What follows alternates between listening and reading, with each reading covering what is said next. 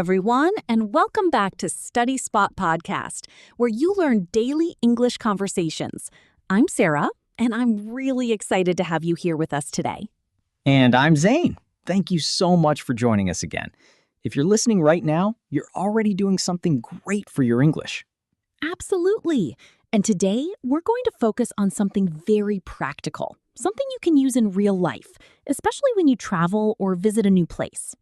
Yes, today we're going to practice how to ask for directions in English, and also how to understand directions when someone explains them to you. So don't worry if you feel nervous. It's completely normal. Just listen, relax, and try to repeat after us. All right. So, Sarah, let's imagine you're in a new city and you don't know where anything is. What's the first thing you would say? I think the first and most common thing I would say is, "Excuse me, can you help me?" Yes, that's a great and very polite way to start. I also like to say, "Excuse me, I have a quick question." Oh yeah, that sounds very natural too. It feels friendly and not too formal. Exactly. And if you feel a little nervous, you can even say, "Hi, sorry to bother you, but could you help me?" That's really good because it shows politeness and respect. All right, Zane, let's go deeper now. Earlier, we shared simple phrases, but now I think it's really important to show our listeners how real conversations actually sound in everyday life. Because people don't always speak in short sentences. Sometimes they speak in longer, more natural ways. That's a great point. In real life, conversations are not just "where is the station?" People usually add feelings, politeness, or small explanations. That's what makes your English sound more natural. So instead of just saying, "Where is the bus station?" you can say something like, "Excuse me, I'm sorry to bother you, but could you please tell me where the bus station is? I'm not familiar with this area." Yes, that sounds very natural and polite. You are explaining your situation, and that makes the other person more willing to help you. Exactly. And another version could be, "Hi, could you help me for a moment? I'm trying to find the nearest bus stop, but I think I might be going in the wrong direction." That's really good because you are also showing a little emotion. You're unsure, and that sounds human. Sometimes, if you want to sound more friendly and relaxed, you can say, "Hey, sorry to ask, but do you happen to know where the nearest cafe is? I've been walking around for a while and can't seem to find it." I like that one. Do you happen to know? Sounds very natural in spoken English. Yes, and here's another one. "Hi there, I was wondering if you could help me. I'm looking for the train station, but I'm a bit lost." That's perfect. "I was wondering if" is a very polite and slightly more advanced phrase, but still easy to use. Now, imagine you are already walking somewhere, but you're not sure if you're going the right way. Yes, that happens a lot. So you can say, "Excuse me, I just wanted to check. Am I going the right way to the city center, or should I turn somewhere?" That's really natural. You're not just asking, you're confirming. Or, "Hi, I've been walking for a few minutes, but I'm not sure if I'm heading in the right direction. Could you guide me?" Now, let's talk about asking about distance, but in a more conversational way. Instead of just saying, "Is it far?" you can say, "By the way, is it within walking distance, or would you recommend taking a bus or taxi?" That's really useful because now you're asking for advice, not just information. Exactly. And another one. Do you think it will take a long time to get there on foot, or is it quite close? Very natural and very practical. Now, let's be honest. Sometimes we don't understand directions. Yes, that happens all the time. So instead of just saying "repeat," you can say, "I'm really sorry. I didn't quite catch that. Would you mind repeating it a little more slowly?" That sounds very polite and respectful. Or, "Sorry, I think I missed that part. Could you go over it again step by step?" That's great because you're asking for a clear explanation. This is something many learners forget, confirming directions. Yes, this is very important. You can say, "So just to make sure I understood correctly, I go straight for a few minutes, then turn right at the traffic light. Is that correct?" Perfect. That shows you are listening and checking. Another one. Let me repeat it back to you.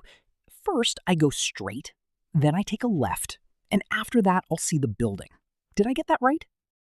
And after someone helps you, you shouldn't forget to thank them. Of course. But instead of just thank you, you can say, thank you so much for taking the time to explain everything so clearly. I really appreciate your help. That sounds very warm and human. Really, that sounds very warm and human. Or even, that was really helpful, thank you. I feel much more confident now. Now let's imagine someone gives you directions. What kind of words will they use? They will usually say things like, go straight, turn left, or turn right. Yes, these are very important. For example, someone might say, go straight for 2 minutes, then turn right. Or, keep walking until you see a bank, then turn left. That's a good one. Also, people often say, it's next to, or it's across from. Right, like, the cafe is next to the bookstore. Now, what if you don't understand the directions? That happens a lot, especially for beginners. Yes.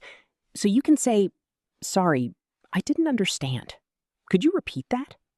Or, could you say that again more slowly? I really like that one. More slowly is very helpful. You can also say, I didn't catch that. That's very natural. Hey everyone, quick pause. If you're enjoying this conversation, Make sure to follow or subscribe. and don't forget to repeat these phrases out loud. Yes, speaking is the most important part. Let's share some more natural phrases. Okay, how about, can you point me in the right direction? Oh, that's a really nice one. Or, am I going the right way? Yes, that's perfect when you're already walking somewhere. Another one is this the way to the station? Very useful and simple. You know, I always feel a little shy when I ask strangers for directions. Really? I used to feel the same way. But once you start speaking, it becomes easier. Yes, and most people are actually very helpful. That's true. People are usually kind when you ask politely. All right, let's practice together. Repeat after me. Excuse me. Can you help me? I'm looking for the station. Could you tell me where it is? Is it far from here? Go straight. Turn left. Take your time. Say it slowly and clearly. You know, Zane, I think the biggest mistake learners make is trying to speak perfect English instead of natural English. I agree. You don't need perfect grammar. You just need clear communication. Exactly. Even if you say something simple like, I'm lost, can you help me? That's enough. Yes, and the more you practice, the more natural your sentences will become. And also, don't be afraid to make mistakes. People understand you more than you think. That's so true. Confidence is more important than perfection. All right, everyone. Before we finish, here's something important. Don't just listen to this episode once. Come back, listen again, and repeat every sentence. Try speaking out loud, even if you feel shy. Practice these conversations in your daily life, even if it's just with yourself. Yes, that's how real improvement happens. We're really happy to be part of your English learning journey. Step by step, you're getting better every day. Just stay consistent and keep practicing. And remember, simple English is powerful. See you in the next episode. Bye.